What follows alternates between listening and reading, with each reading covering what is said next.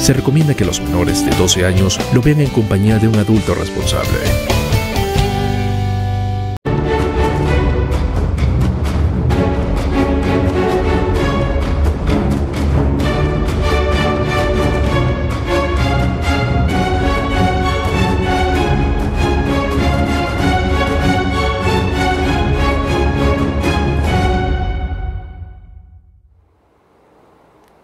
Hola, muy buenas noches, bienvenidos a su programa Legalmente Hablando.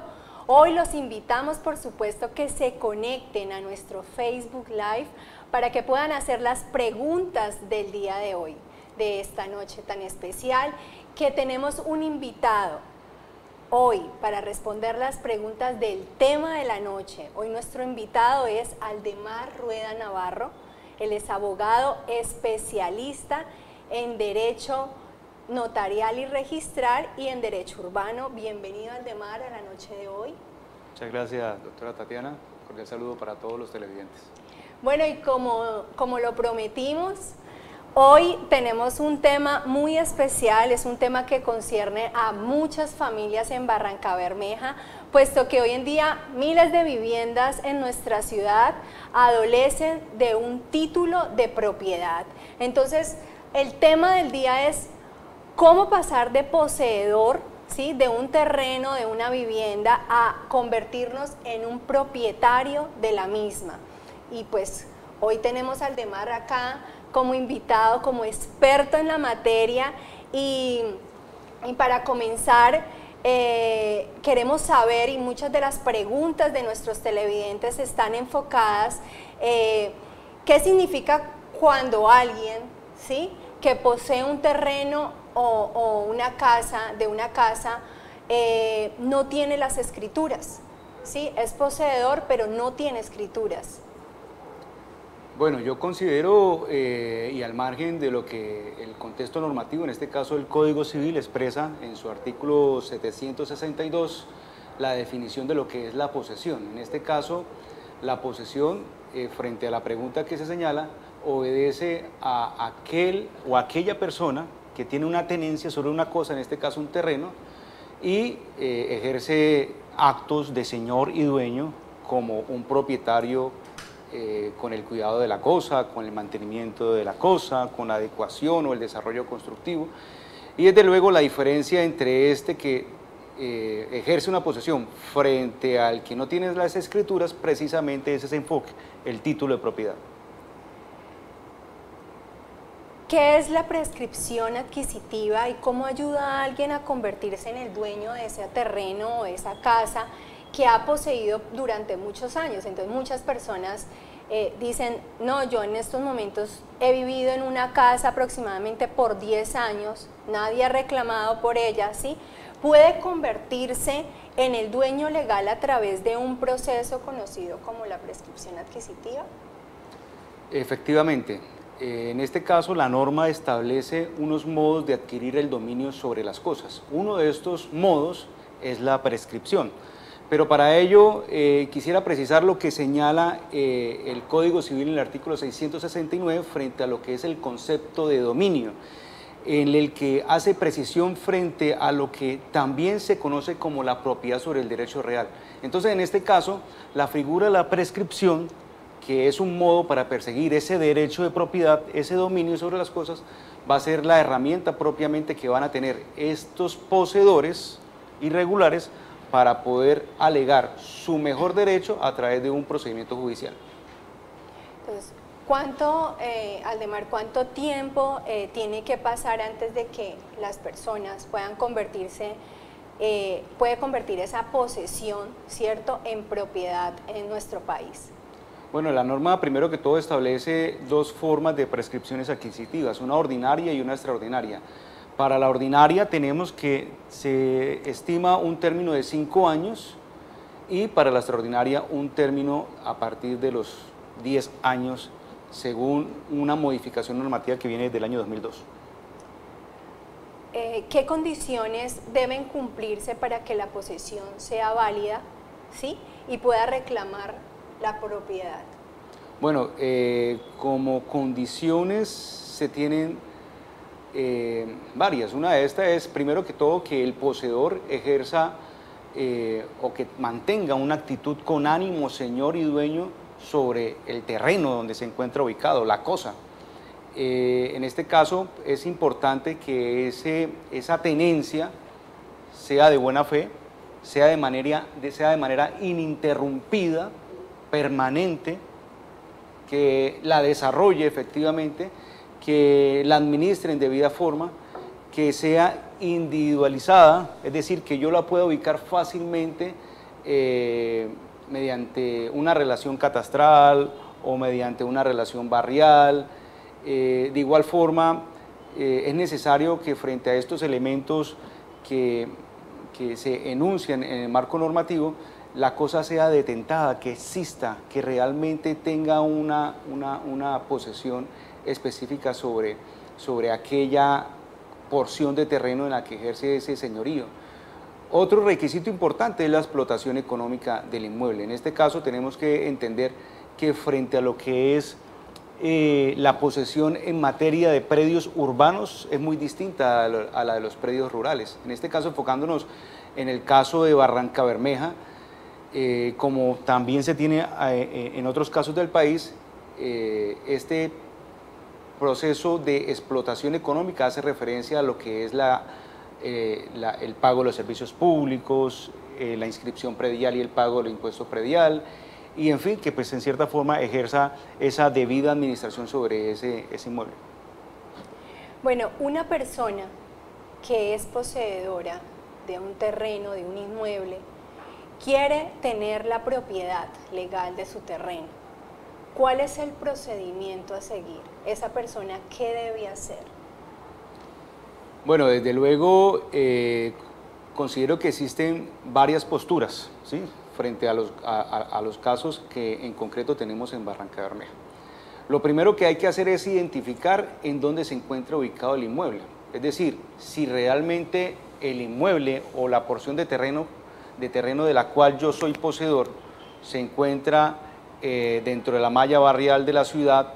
Tendría que entrar a determinar sobre quién recae esa extensión de terreno o esa propiedad, si estamos hablando ya de un inmueble como tal. Tengo que determinar sobre quién recae la propiedad de ese bien inmueble, ¿sí?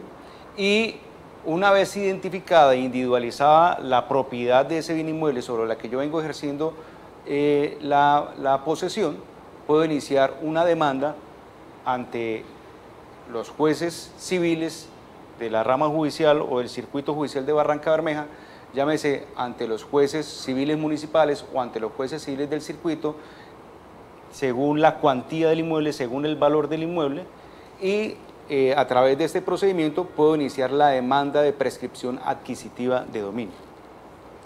¿Qué documentos necesitarían las personas que son poseedoras, ¿sí?, para demostrar que han estado poseyendo la propiedad durante muchos años? Entonces, ¿qué debo mostrar? ¿Qué deben mostrar ellos? Facturas de servicios públicos, ¿sí?, o qué tipo de pruebas ellos necesitan para que se pueda garantizar que el proceso llegue a un final donde pueda él convertirse en un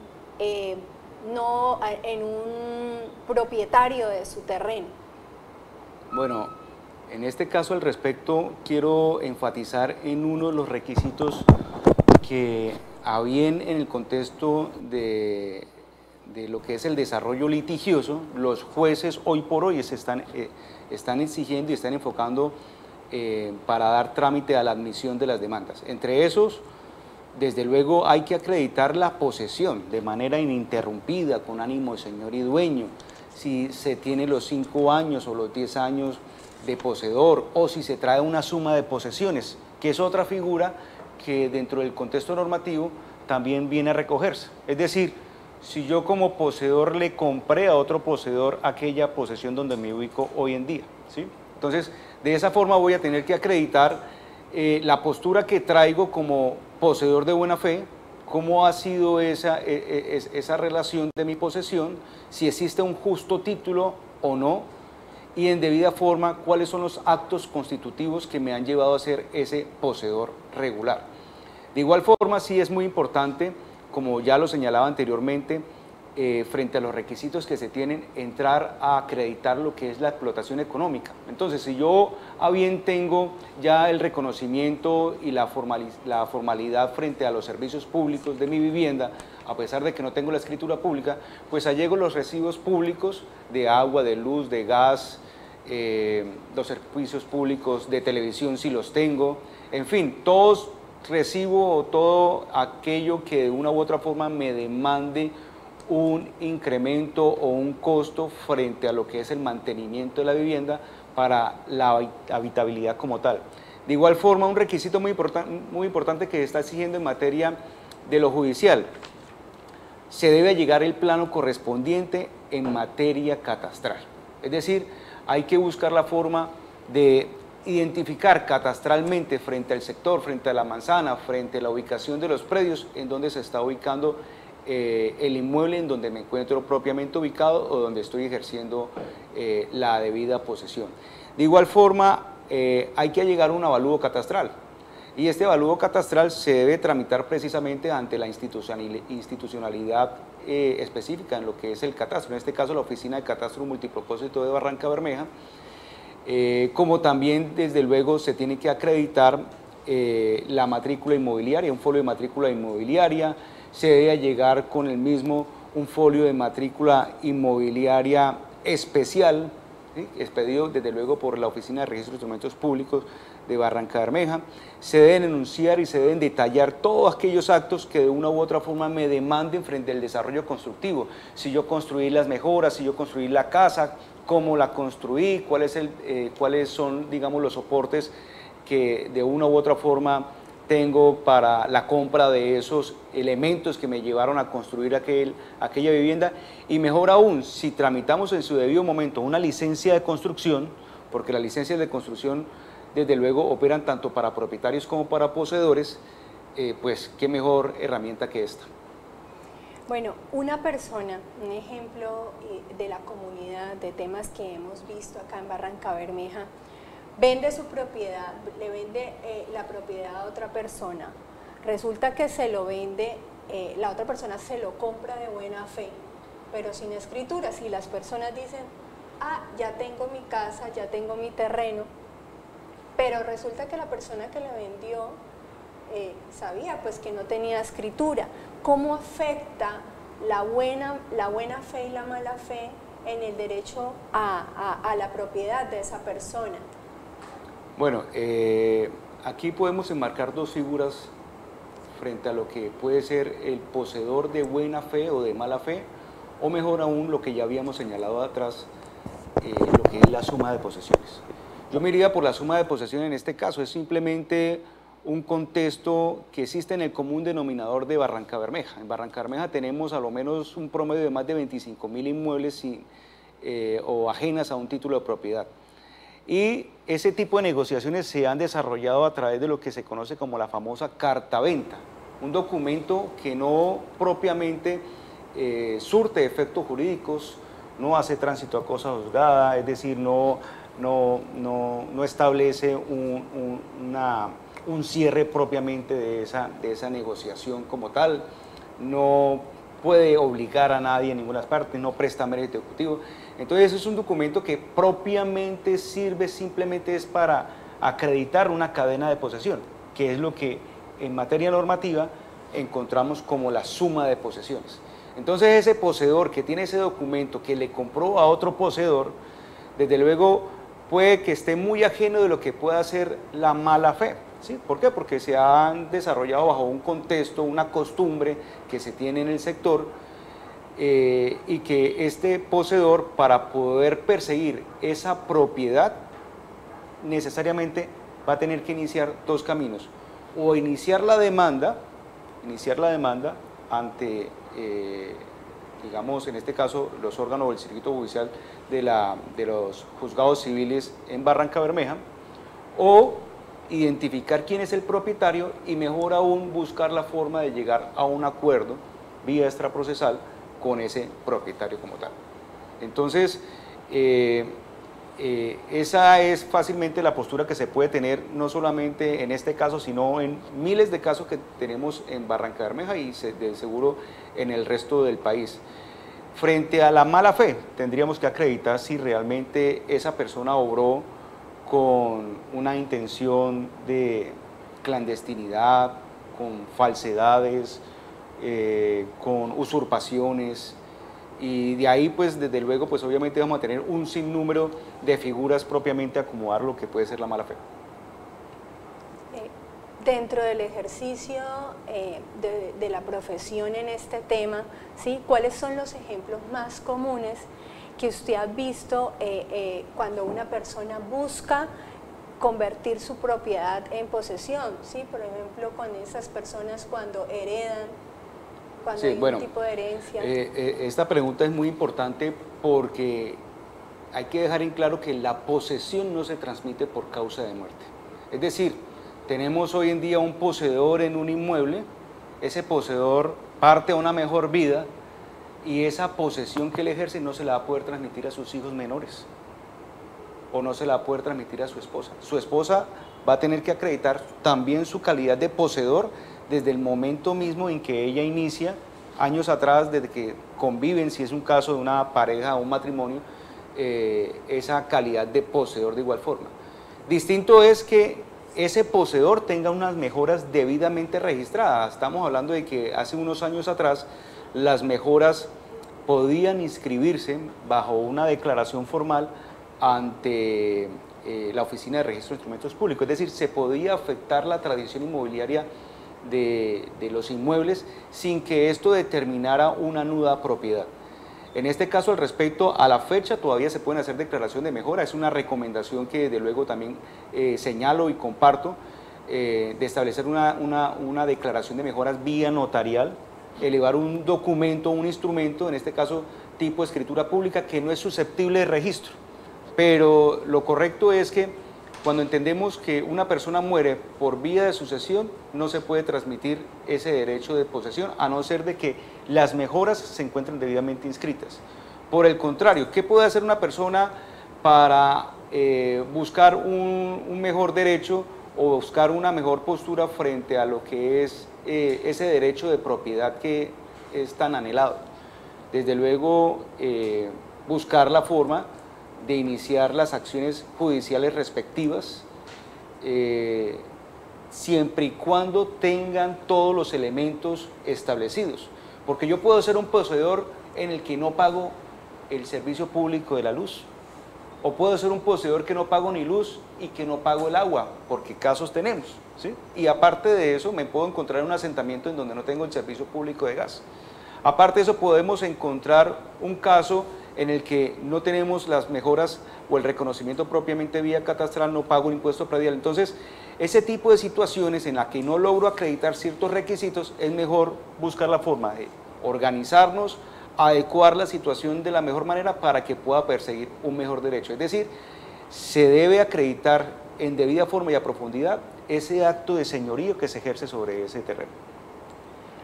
Bueno, le recordamos a todos nuestros televidentes, por favor, estar en el Facebook Live, pueden hacer sus preguntas respecto a alguna situación que tengan de sus viviendas, si están en estado de poseedores o de propietarios. Aquí estamos con los expertos quienes nos están dando respuestas claras, respuestas confiables. Entonces, Aldemar, seguimos con la comunidad, seguimos con más preguntas.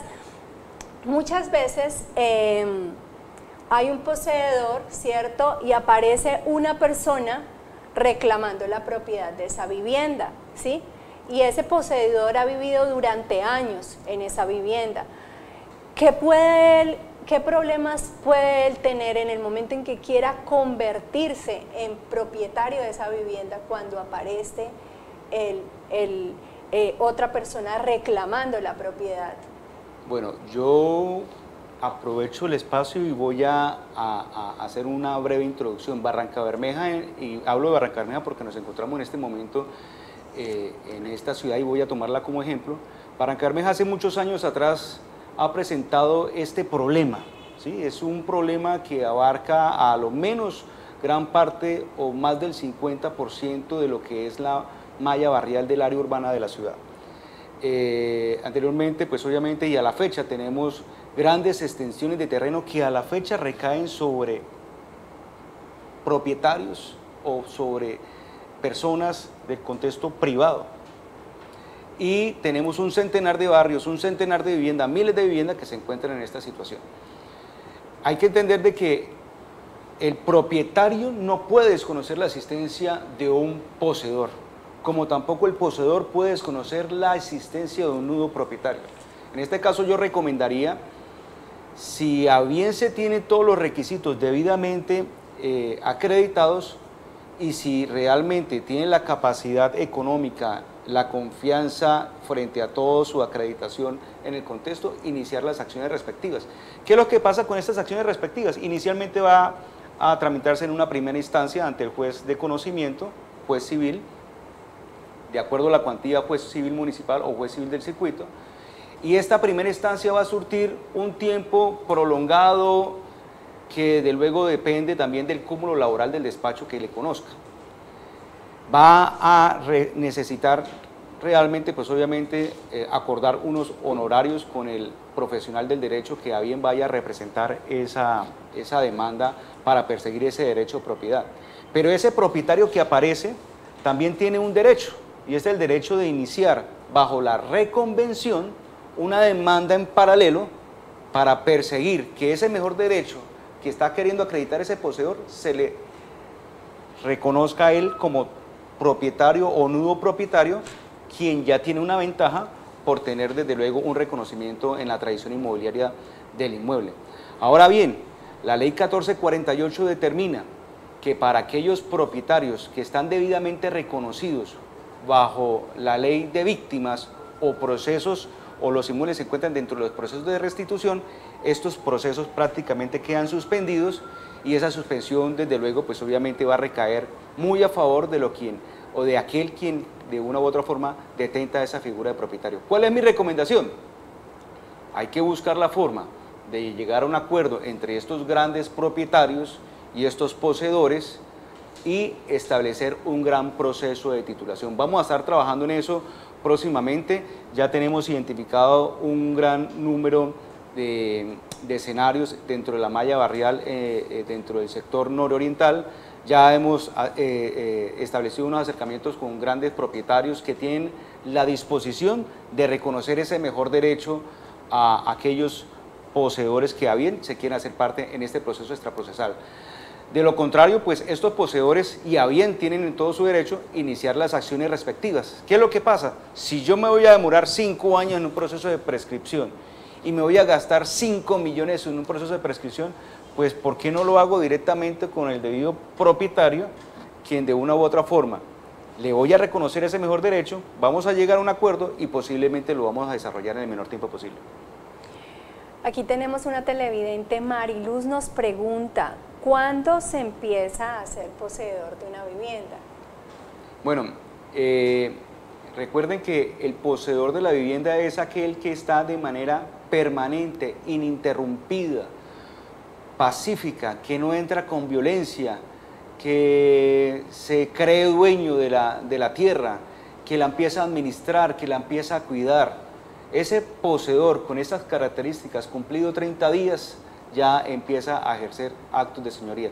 Desde el primer día en que empieza a ejercer esas actividades y desde el primer día en que empieza a administrar en debida forma toda esta serie de acreditaciones, se empieza a cumplir el requisito principal de ese señorío. ¿Qué es lo que pasa? Que en materia del tiempo, pues desde luego vamos a tener que acreditar un tiempo muy prudencial para ejercer esa posesión, que a lo menos en lo que es el contexto de la prescripción ordinaria vamos a tener que acreditar por lo menos 5 años. Bueno, Mariluz, esperamos que pueda haber sido contestada esta respuesta. Dice la comunidad, ¿cómo se resuelven las disputas sobre los linderos de un terreno, ¿sí?, antes de poder legalizar la propiedad? Este tema también es necesario porque en la demanda de prescripción vamos a tener que identificar en debida forma el inmueble.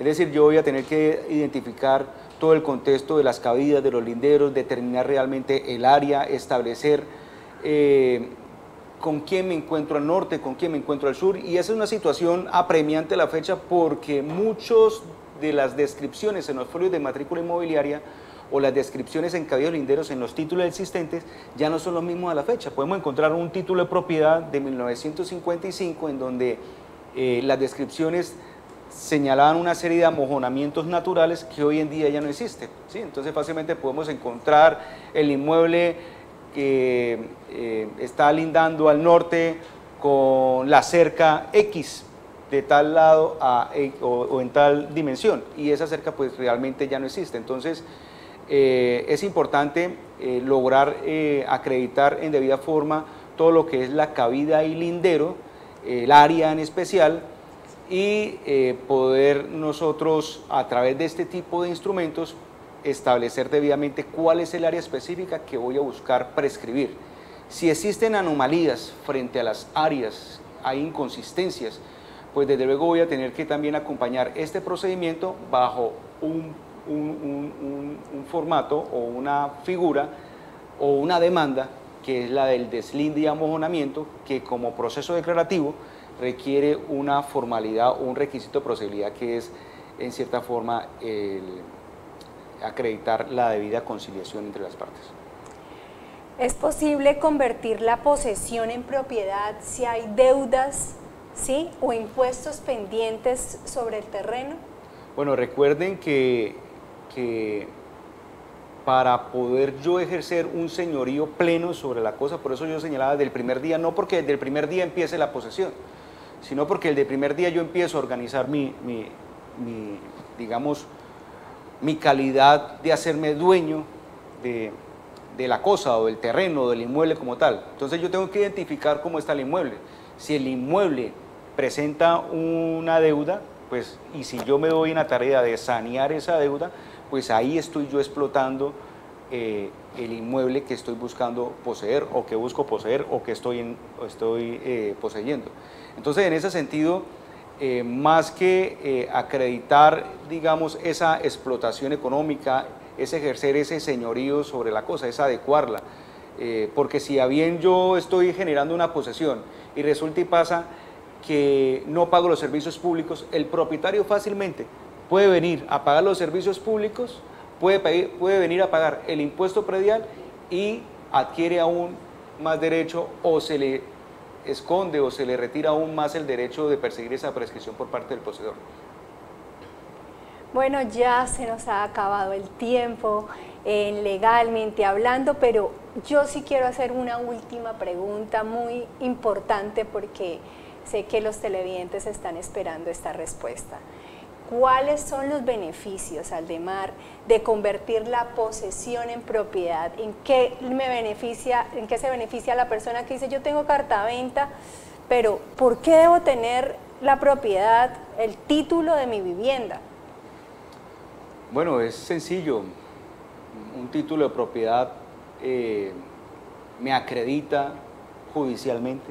Un título de propiedad me permite usufructuar, enajenar el inmueble, me permite ponerlo de respaldo, tengo una garantía patrimonial, nazco a la vida patrimonial, y en ese sentido es importante avanzar con un gran proceso de titulación en todas estas viviendas que han sido ajenas a estos títulos de propiedad, porque no solamente van a nacer a la vida patrimonial, vamos a lograr que en materia de lo que es el contexto administrativo se pueda recoger una gran cartera en materia predial para que se reinvierta en estos sectores que muchas veces son ajenos a la inversión pública. Entonces, vale la pena ser propietario y hay que perseguir ese propósito de sanear la propiedad inmueble en Barrancabermeja. Bueno, como lo dijo Aldemar, vale la pena ser propietario, vale la pena tener el título de su terreno, el título de su casa. Yo hoy los despido, mañana los espero nuevamente 6:45 aquí en Enlace Televisión en su programa Legalmente Hablando. Feliz noche para todos.